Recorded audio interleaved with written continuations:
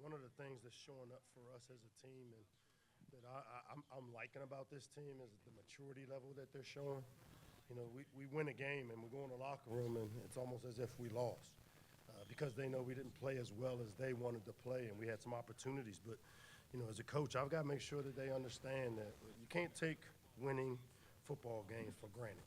And I say this a lot in here, and maybe you guys don't understand because you play the game on paper that every single game will be a tough game if we don't execute. It's always more about us than it is the other team. So you give credit to Villanova, a well-coached team. They stole a couple possessions in the middle 8 of the game, which, you know, for me is frustrating because we want to develop some of the younger players. And when you lose that third quarter the way we lost it, we lost opportunities to develop the rest of our roster. And so that's, for me, the disappointment. Obviously, on offense, Billy was really efficient. Man, Billy's playing clean football for us, and Ty continues to be Ty and make the plays that he's capable of. It was great to see Caden get off to a fast start as well. So, you know, offensively, you know, we lost Roy, or a late scratch this week. Dumerville gets nicked up there early in the game, and next thing you know, you look out and you see true freshman Terez Davis out there starting and playing left tackle for 80% of the game, and really did a good job holding his own, which is why it's important that we develop players and develop our guys. You know, some things on defense. I thought we had a strong first half. Didn't like the third quarter drive where we gave up a bunch of yardage but ended up with the missed field goal but then gave the ball back. So a lot of good things, a lot of good teaching, a lot of cleaning up that we can get done. We're back in the conference play now on the road, which is always tough going on the road in the Big Ten against a really strong Indiana team. You know, I've had a chance to see them on a couple games, and, you know, they're doing a good job over there. And I'm excited for us to enjoy this one, put it behind us, make the necessary corrections, get in Monday, and start putting together a winning plan for us to go to Bloomington and find a way to take a victory. So with that, I'll open up the questions we may have. Well, Sam is the first question. Bet. Hop on in here, Sam. You know, you talked about Billy, but I thought the run game, especially early, looked really good. The offensive line being down a starter, how do you think they played? Because I know you guys have struggled kind of on that. One of the best things about this technology is you get to see the run game in real time, so it gives me a better view. You know, there were still some times where we're on edges and we're just, you know, we ran the ball well early on because our backs made guys miss. You know, ran with great pad level, attacked the line of scrimmage. I do like early on that we tried to lay down on people and cover people up, but, you know, there came some times where we had the run-through showing up, the movement, you know, with the moving pieces in there, with, you know, Dumerville leaving and then Terez coming in. There were some things that we had to get cleaned up. I thought the running game was just okay. When we needed to run the ball today a couple times in some situational football, we were able as backs to make the tough yardage, but I don't know how clean it was, and that's the work in progress of the two inexperienced areas of our team, our O-line and corners, and it keeps showing up, but some of the issues are showing up less, and to me that's part of the development as we get into the season. Like we talked about Ty putting in the work, but you know, 4th straight game of 100 yards. Is he doing things even you were like, wow, this is unbelievable? Not really, man. I mean, I really, going into this season, I don't know if, you know, I know the question mark was about quarterback. It wasn't about skill. And if you look at the plays that have been made, the Dylan Wade play, huge play, Preston Howard, all 3 of those running backs typically have been making plays. Caden and Ty, KP and Ty on the edges, and Ock. We've got pieces, and now it's just a matter now of, you know, settling into the best run game that fits these pieces. I think the piece that makes it all go well is the quarterback play, and right now our quarterback's playing at a really, really high level, and I feel like we can put a little bit more on him to allow him to get those pieces the ball a little bit more. And how concerning are the 8 penalties for 89 yards? I mean, it's concerning. I mean, when you tackle, you know, Glenn's playing without the helmet on. Those are plays that, I mean, I don't know how many times you talk about things where part of the rule book a few years ago, if the helmet comes off, you can't continue to play. We coach it. We hit situational football. We've got to execute stuff, and it's my job to get it executed. The horse collar tackle is a lack of fundamentals. We do sideline tackle drills, long stride, short stride, close and strike. Don't stop your feet. When you stop your feet, you reach and grab. And those are coaching. So we're able to see it. We got to get it corrected. Hey, Mike. Hey, what's up, George? Good to see you. The early part of that third quarter where Villanova got some momentum, onside kick and everything like that, is it you saying anything to your guys to get them kind of back engaged in that game, or did it come from within that they kind of flipped the switch and then got going again? You know, it comes from within, but it's a mixture, man. Accountability is horizontal where, you know, yeah, I'm going to hold them accountable. You know, that the surprise onside should not have been a surprise. I mean, and for me, as a coach that's coaching my coaches and coaching the team, when I look and see that, they must have saw something on tape that we're showing. Well, one of the fundamentals of being on the front line of kickoff return is not leaving until you see the ball kick, and it's a fundamental. And, you know, we got a true freshman here, Flowers, 23, good player that's going to be a great player for us. I know we hate to hear it, but I bet you he won't leave early on the kickoff return anymore. And I always say it gets us when it gets us. These are the learning and growing pains of playing these young guys in these situations. I'm going to keep playing them because it'll pay dividends for us down the road. And we'll have to deal with it and coach and learn and teach. That's what they're paying me for. And we'll get those things corrected. And I like that it happened in a game where we won so that I can make these corrections, and we'll be okay. Hey, Coach. What's up, big man? How important is it to come out the game and get the quick start that you guys need compared to last week when you guys kind of started slow? And just a follow-up to that, how important is it to score on the opening drive of the game?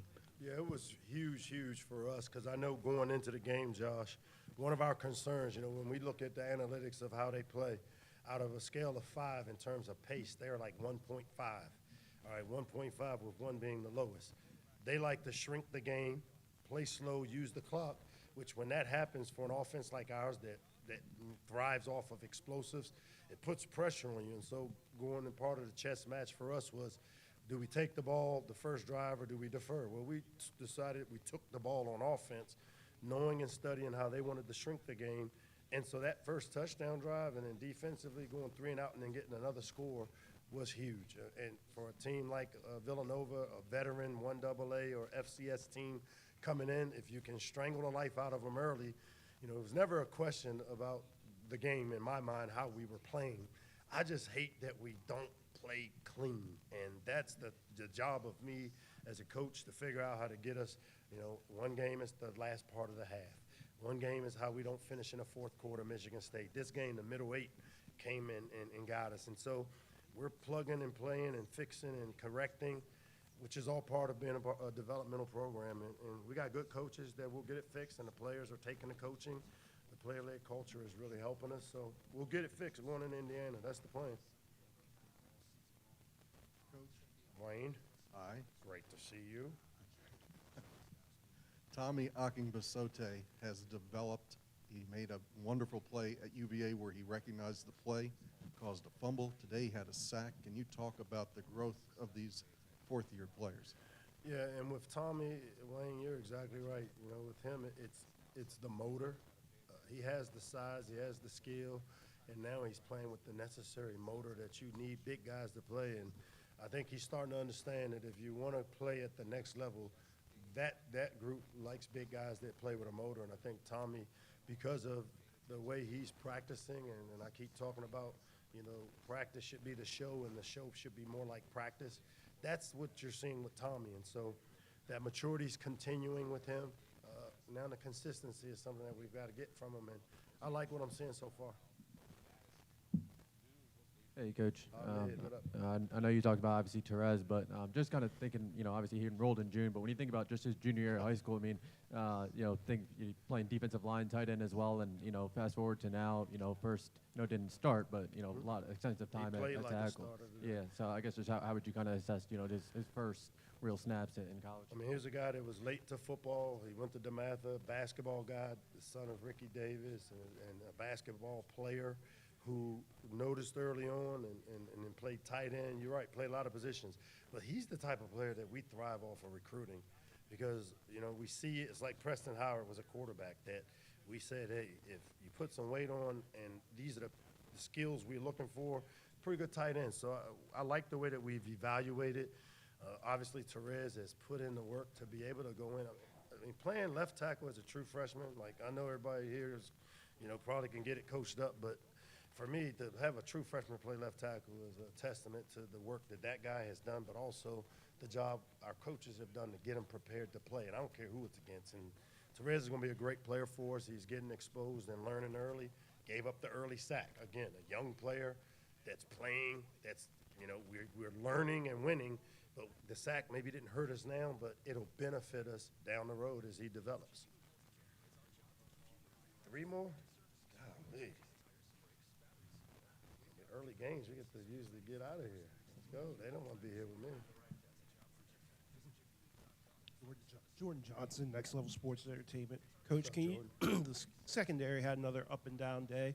Can you just speak to the development of that group and what you want to see from them as we move into conference play? Yeah. Insert early quote, O-line, corner, inexperience, playing a lot of players, failing our way to gaining the experience, learning, filling the toolbox.